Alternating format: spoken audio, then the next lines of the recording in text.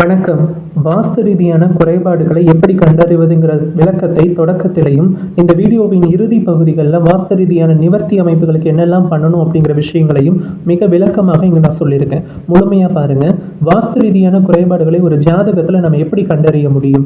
வாஸ்து ரீதியான அமைப்புகள் ஒரு ஜாதகத்தில் மிக முக்கியமாக வெளிப்படக்கூடிய பாவகங்கள் 4ஆம் இடமும் லக்ன பாவகமும் 3ஆம் இடமும் மட்டும்தான்.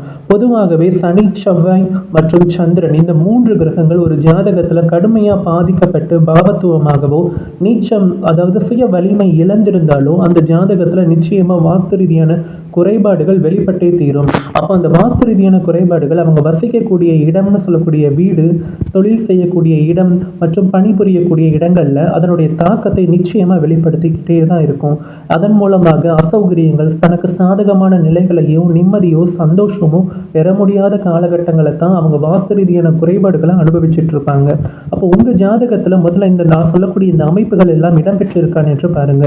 4ஆம் இடம் அப்படிங்கிறது நம்ம வசிக்கக்கூடிய ஸ்திரமான வீடு அப்படின்னு சொல்லக்கூடிய இடத்தை குறிப்பது. இப்போ 4ஆம் இடம் மாந்தியோடு தொடர்பு பெற்றிருந்தாலும், 4ஆம் அதிபதி மாந்தியுடன் சேர்ந்திருந்தாலும், 4ஆம் இடத்தில் ஒரு நீச்ச கிரகம் அமைந்திருந்தாலும் அந்த வீடு வசிக்கக்கூடிய அமைப்பு என்பது வாஸ்து ரீதியான குறைபாட்டில் அமைப்பாக உள்ளது என்பது அர்த்தமாகும். இதை தாண்டி சனி, சந்திரன் 2 பேருமே நீச்சம் அடைந்திருந்தாலோ, இருவரில் ஒருவர் கேதுவோடு சேர்ந்திருந்து அல்லது மாந்தியின் தொடர்போடு நெருக்கமாக இருந்திருந்தாலுமே நிச்சயம் அங்கு வாஸ்து குறைபாடு நிச்சயம் அதிக அளவில் இடம்பெற்றுள்ளதாகவும், அதை சரி செய்து கொள்ளக்கூடிய வாய்ப்பை தரக்கூடிய பாவகம் என்பது 11ஆம் இடம்தான். 11ஆம் இடம் எந்த விதத்திலும் கெடாமல் இருந்து 11ஆம் அதிபதியுடைய தசாபுக்திகள் நடைமுறையில் இருந்தாலோ அல்லது கோச்சாரத்தில் 11ஆம் இடத்தில் குரு சென்று கொண்டிருக்கக்கூடிய காலகட்டமாக இருந்தாலும் அந்த காலகட்டத்தில் நீங்கள் செய்யக்கூடிய வாஸ்து ரீதியான நிவர்த்தி முறைகள், வழிபாடு முறைகள், சரி செய்து கொள்ளக்கூடிய சின்ன சின்ன நிவர்த்திகள் எல்லாமே உங்களுக்கு சாதகமான பலன்களை மாற்றி அமைத்து உங்களுடைய வாழ்க்கையை நல்ல விதமாக மாற்றும். எந்த விதத்திலும் சூரியன் உங்களுடைய ஜென்ம ஜாதகத்தில் உள்ள சந்திரனுக்கோ லக்னத்திற்கோ 6, 8, 12 மற்றும் 3ஆம் பாவகத்தில் இருக்கும்போது வாஸ்து ரீதியான சரிபார்ப்பு வேலைகளை செய்யாதீங்க. அப்படி செய்யும்போது அது மீண்டும் மிகப்பெரிய தாக்கத்தை ஏற்படுத்தும். வீட்டில் இருக்கக்கூடிய மூத்தவர்களுக்கோ அல்லது தலைமை அமைப்புகளில் இருக்கக்கூடிய கணவன் மனைவி அமைப்புகள், அந்த மூத்தவர்களை அது நிச்சயம் பாதிக்கும்.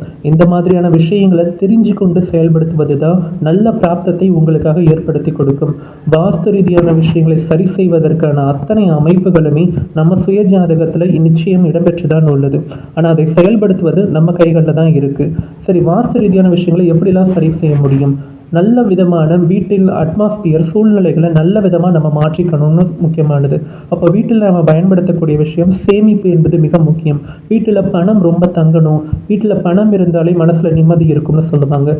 தெய்வ கடாட்சம்னு சொல்லக்கூடிய மகாலட்சுமியுடைய அம்சம் நிறைந்த ஃபோட்டோஸ் வச்சுக்கிறது, வண்ணத்து பூச்சிகள் போன்ற குளுமையான பூங்கா அமைப்புகள், மலர்களுடைய படங்கள், மலர் ஓவியங்கள், வீட்டை சுற்றி இருக்கக்கூடிய இடங்களில் மலர் செடிகளை அதிகம் வைத்து வளர்ப்பது, விஷ்ணுவின் அம்சம் என்று சொல்லக்கூடிய பெருமாளின் திருவுருவப்படம், தாமரை மலர் தாங்கிய படங்களை வைத்துக் கொள்வது, குபேரர் மற்றும் பணம், செல்வ சேமிப்பு படங்களை பயன்படுத்துவது நன்மை பயக்கும்.